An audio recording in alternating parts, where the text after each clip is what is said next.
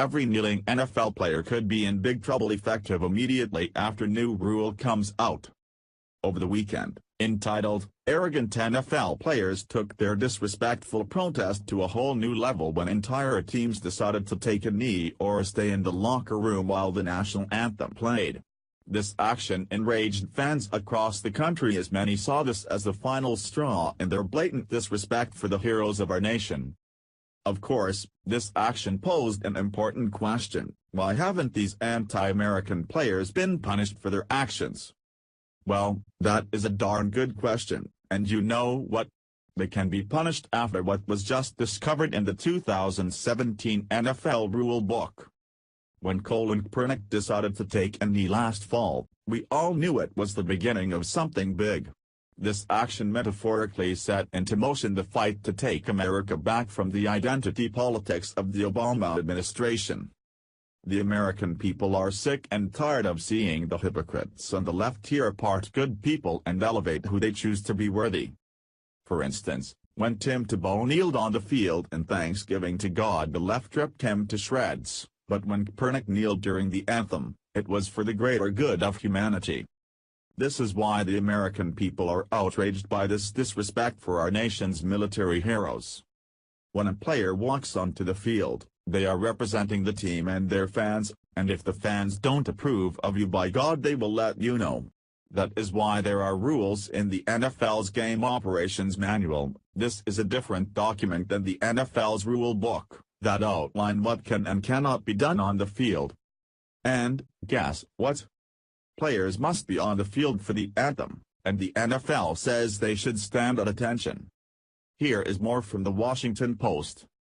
Mike Tomlin told CBS his team would not take the field for the national anthem prior to the Steelers' Sunday game against the Bears.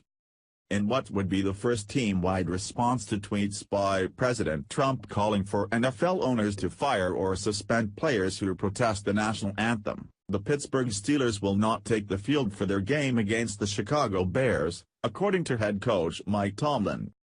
Instead, Tomlin told CBS's Jamie Erdahl, the team will remain in its Soldier Field locker room. Tomlin emphasized the decision was based on removing the pressure from players feeling they needed to decide whether to protest or not. "We're chasing something special here in 2017 and we're not going to play politics," Tomlin said. "We're football players. We're football coaches. We're not participating in the anthem today. Not to be disrespectful to the anthem, but to remove ourselves from the circumstance. People shouldn't have to choose. If a guy wants to go about his normal business and participate in the anthem, he shouldn't have to be forced to choose sides. If a guy feels the need to do something, he shouldn't be separated from his teammate who chooses not to. So we're not participating today. That's our decision.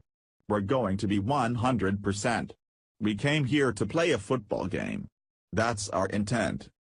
One member of the Steelers, left tackle Alejandro Villanueva, served 3 tours of duty in Afghanistan.